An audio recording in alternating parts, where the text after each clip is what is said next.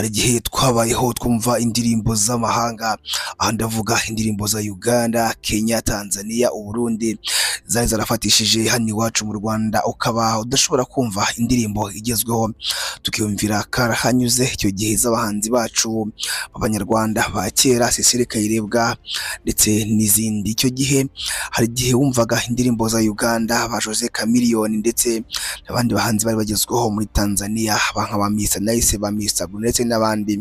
Icyo gihe ntushobore kumva ko iwacu mu Rwanda ibyo ngibyo twabishobora. Icyo gihe byararenze ndetse abahanzi nyarwanda batangira kugenda nabo babasha gusubiramo indirimbo ariko bahereye ku z'amahanga. Icyo gihe bitangira washoboraga kuba yasubiramo indirimbo ariko agendeye ku z'abandi, babyitaga ko ari ugushishura ndetse bityo abenshi bakanamukwena. Ibyo ngibyo rero nibyo byaje gutuma umuziki nyarwanda usa nkaho utangira ndetse utangizwa n'abagabo bakomeye cyane mu majwi. Umuziki utangira abantu benshi batabyumva ariko magingo ngaya abenshi barabyumva kandi bamaje kubakunda. By'umwihariko uwo twabahitiyemo uyu munsi ni umugabo w'ijwi rikomeye, ni umugabo w'urukundo, ni umugabo w'amarangamutima benshi bakunda, dore yuko amajwi igarurira imitima ya benshi. Mwita Mugisha Benjamin cyangwa se umwite The Ben.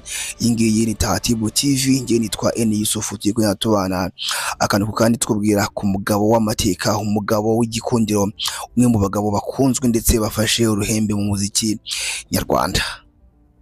Amazina ye yitwa Mugisha Benjamin cyangwa se The Ben, akaba yaravutse tariki 9 Mutarama 1987, avukira i Kampala muri Uganda, ndetse n'umwana wakuriye mu rusengero, dore yuko ababyeyi be hari abarokore.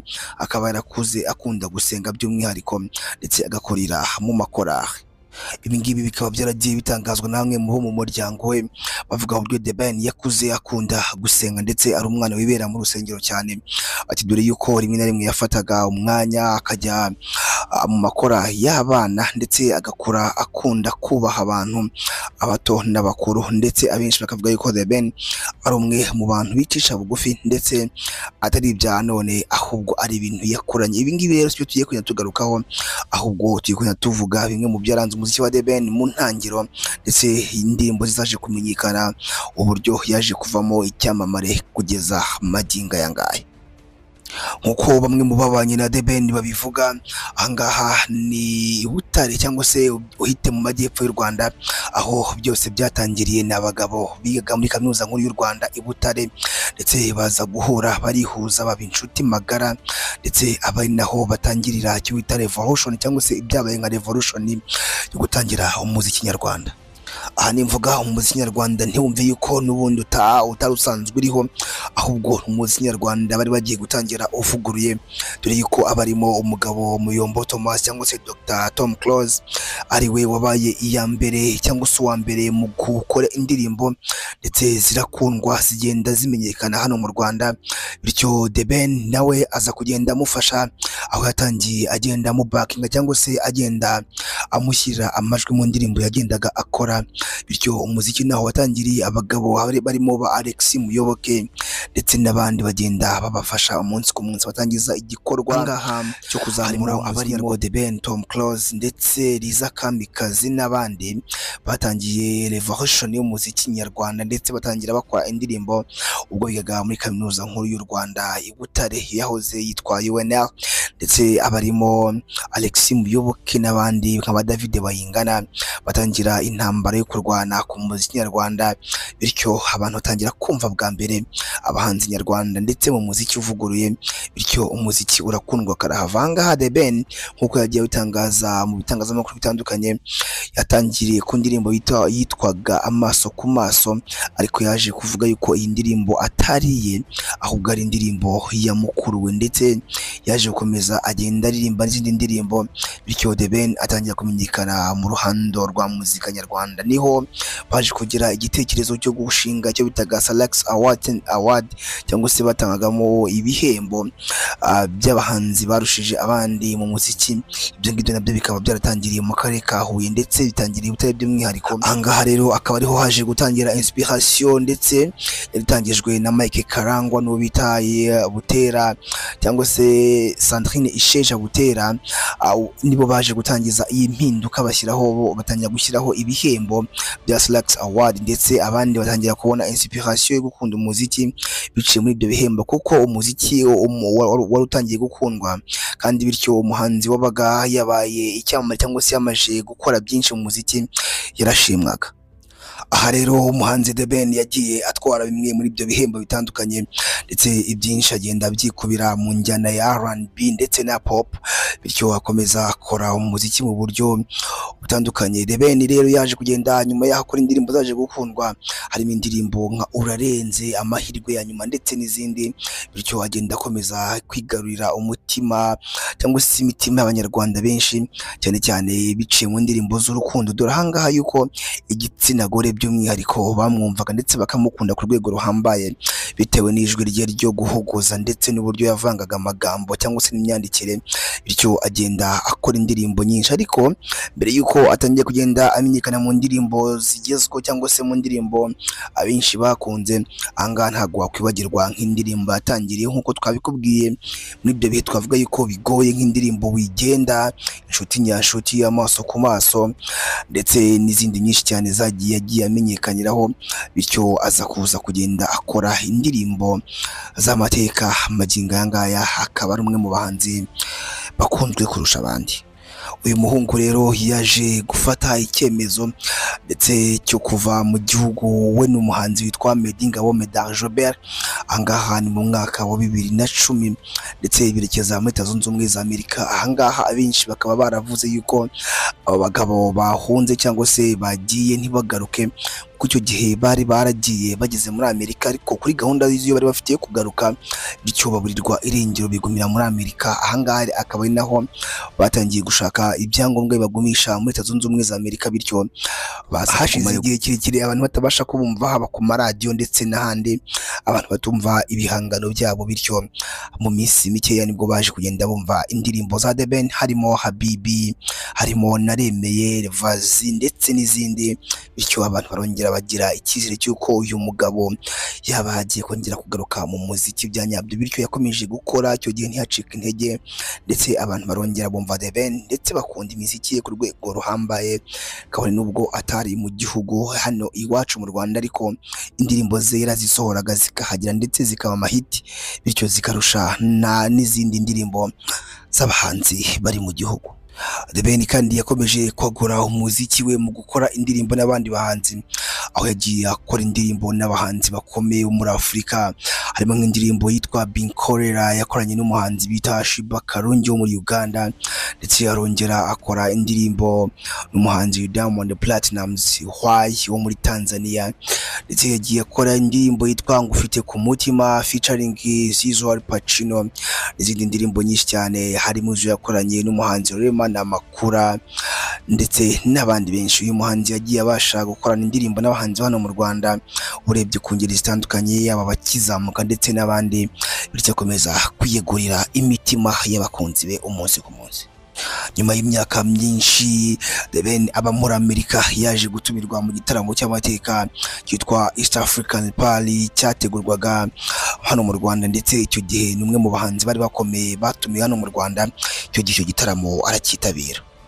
The Ben akigera i Kigali yakiriwe nk'umwami, dore yuko abarimo nyirakuru nabo baje kumwakira, ndetse mu myaka myinshi abanyarwanda bari bamutegereje ndetse baramubuze, benshi baza kumwakira n'urukundo rwinshi. Ku kibuga cy'indege mpuzamahanga i Kanombe, abanyamakuru bari benshi ndetse abakunzi be mu bice bitandukanye by'igihugu bose bari babukereye baje kwakira umuhanzi wabo. The Ben arongera agaruka mu rw'imisozi igihumbi, yakomeje kugenda akora umuziki, agaruka mu Rwanda, ubundi asubira muri Amerika, ndetse akomeza kugenda adacika intege, akora indirimbo mu bihe bitandukanye. Igihe kinini yakimaraga muri Amerika akora indirimbo, ariko zikajya mu Rwanda, ubundi akongera akaza mu Rwanda agakora ibitaramo bitandukanye, bityo agenda akora umuziki ku rwego ruri hejuru. Dusubiye inyuma gatoya mu tuntu n'utundi twagiye turanga The Ben. The Ben ni umwe mu bahanzi bakomeye hano mu Rwanda, ariko bivugwa yuko ari umwe mu bahanzi bagira amarira cyangwa se bagira amarangamutima. Ahangaha twavuga nk'igihe yaragiye gusohora album ye ya mbere, yari yarise ngo ni Amahirwe ya Mbere, ni album yagize igitekerezo agikuye ku ndirimbo ye yise amahirwe ya nyuma, maze album ayita amahirwe ya mbere. Icyo gihe biza kurangira album itagiye ku mugaragaro cyangwa se ibirori byo kwishyira ku mugaragaro bihagaritswe na polisi y'u Rwanda. Icyo gihe byari byabereye muri Petit Stade. Icyo gihe cyari igitaramo cyakubise abantu benshi, ariko biza kuza kuvamo akavuyo ndetse hapfa n'umuntu. Icyo gihe igitaramo polisi y'u Rwanda iragihagarika. The Ben niho hantu abantu batangiye kumenya yuko agira amarangamutima menshi ndetse n'amarira, kuko uwo munsi yararize karahava, ndetse abantu benshi baravuga bati uyu mugabo agira amarangamutima. The Ben yigeze kuvuga yuko akiga muri segonderi yigize gukora bimwe mu bintu bitangaje, ubwo bamuhaga weekend kubw'amakosa yari yakoze, ngo aragenda ageze hepfo y'ikigo atira telefone. Amaze gutira telefone ngo ahamagara umuyobozi w'ishuri yigize papa we, ngamubwira ati papa wanjye njyewe ati ubu ngubu umuntu guhamagaye ni papa w'umwana witwa Mugisha, ati ariko umwana arahamagaye ambwira yuko mumwirukanye, ati ariko ubu njye ntabwo ndi mu Rwanda, ndi mu butumwa ati ndi mu butumwa bw'akazi hanze y'igihugu, ati rero nagira ngo mumfashe umwana rwose mwe mumuretse yige, ati ninza nzabahamagara, ati kandi ninza nzahagera. Ati rero icyo gihe Directeur yahise agira ubwoba ndetse ahita avuga ati umwana rwose naze nagaruke ku ishuri nta kibazo tuzabivugana. Icyo gihe nasubiye ku ishuri, ariko najya ndeba Directeur wanjye nkaseka, ati kuko urumva icyo gihe nari namubeshye kandi namubeshye ikintu gikomeye. Ati ndetse byarangiye yibagiwe, nta nubwo yongeye guhamagara ya telefone cyangwa se ngo ahamagare papa. Ati ubwo yumvishe ko papa ari umuntu ukomeye ndetse ari umuntu udashobora gupfa kuba yakwisukirwa. Ati bityo masubiye mu ishuri nkomeza kwiga gutyo. The Ben yashatse umugore witwa Uwikeza Pamela, ndetse bafitanye umwana ubu ngubu umukobwa bamwise Luna, ndetse akaba ubu ngubu ari umuhanzi ukomeye mu Rwanda, dore yuko muri iyi minsi ubu ngubu arimo kwezwa Lyon mu Bufaransa mu gitaramo cy'imbaturamugabo yagiye kuhakorera, akaba anategerejwe hano mu Rwanda mu gitaramo cyitwa In Space kirimo gutegurwa hano mu Rwanda, ndetse akaba ari umwe mu bahanzi bakunzwe cyane mu Rwanda by'umwihariko ku ndirimbo ze z'urukundo, ndetse abenshi bakagenda bavuga yuko ari umwe mu bahanzi bazi gukora. The Ben rero ni umwe mu bahanzi bakonvenka, nubwo umunsi ku munsi bagenda bamugereranya n'abandi bahanzi ba hano mu Rwanda, ariko we agenda avuga yuko akora ibye kandi umuziki akora iteka hatazacika intege kubera abantu. Ikindi uyu mugabo azwiho babivugwa yuko umuntu babaye inshuti atajya apfa kumurekura. Ati kuko iyo umuntu agize inshuti mu buzima aba agomba kuyihorana. N'amagambo yagendaga atangaza mu minsi itandukanye, ati iyo ugize inshuti ntukayitangaze ntukayirekure, ati iyo ugize inshuti burya mu buzima inshuti aba ari umugisha. The Ben yagiye avugwaho byinshi, haba gukunda abagore cyangwa se gukunda abakobwa binyuze mu bitaramo yagendaga akora hanze y'igihugu. Ahangaha twavuga yuko yagiye avugwa yuko yagiye ngo arushaho kugenda ajyana umubano ukomeye n'abafana be, haba mu gihugu cyangwa se hanze yacyo igihe yagendaga akora ibitaramo. Ahangaha twavuga nk'igitaramo kigize kubera i Musanze, aho bamushinjaga gukurura ngo ikariso y'umukobwa, benshi bakabyita ngo ni ishanga, ndetse ibi yagiye abitangaho umucyo akagenda bihakana, havuga yuko ari ukumutegeka ndetse nta naho bifite ishingiro. Byagiye bivuga yuko The Ben agenda agira amarangamutima menshi agirira abandi bakobwa, ariko ibingibi bamwe bakavuga bati ni bya showbiz, ni ukuba abantu baba bashaka kumuvuga ibidahari ndetse no kumuharabika. Kubirebana n'umubano we n'abahanzi nyarwanda, The Ben umwe mu bahanzi bake bafite indirimbo nyinshi n'abahanzi benshi batandukanye bo mu Rwanda, haba abakizamuka ndetse n'abandi baba aba legend. The Ben umwe mu batanze amakorabos menshi hano mu Rwanda, ndetse n'umwe mu bavugwa yuko ari umwe mu bantu bicisha bugufi imbere y'abandi. Ikindi bamenya kuri uyu mugabo, n'umwe mu bavugwa yuko itangazamakuru azi uburyo aritwara ndetse akabasha kuganira n'itangazamakuru, dore yuko ari umwe iyo yatumiye itangazamakuru ryitabira kandi rikitabira nta kintu rimuciye, kuko n'umwe mu bantu bazi kuganira ndetse agaha agaciro buri umwe wese bitewe n'urwego arimo. The Ben rero ni umwe mu bahanzi b'inkingi ya mwamba mu Rwanda mu njyana ya R&B ndetse na pop, akaba ari umwe mu bahanzi bakunzwe kandi bakomeje gukora umuziki wabo haba mu bitaramo byo mu Rwanda ndetse no hanze yarwo, akaba akomeje kugenda yitwa kwitwara neza. Iyi ngiyi ni Tahatibu TV, njyewe nitwa N Yusuf. Ushobora kuba wakunze ikiganiro cyacu, jya hasi muri comment utubwire ngo ubutaha ndifuza ko mwazambwira kuri kanaka. Tuvuga kuri showbiz, tuvuga kuri entertainment, tuvuga ku mupira w'amaguru mu bahanzi ndetse n'ibyamamare muri rusange, muri filime n'ahandi. Ushobora kuba warakunze umukinnyi wa filime, ushobora kuba warakunze umukinnyi wa football ndetse n'abandi. Jya hasi muri comment utubwire ngo njye ndifuza ko ubutaha mwazambwira kuri kanaka, ndifuza ko ubutaha mwazambwira ku muntu kana uyu n'uyu ndamukunda, bityo muzamumbwire, tuzamukubwira, tuzakugirayo, tuzatungayo itoroshi ndetse tukubwire kuri uwo muntu ukunda, tuzakubwira ku cyamamare ukunda, tuzakubwira ku cyamamare wifuza ko twakubwira akantu ku kandi. Ibiganiro byacu byo nakagaruka. Ciao ciao, hasta la vista, hasta la manyanya. Turabakunda, Imana ibarinde.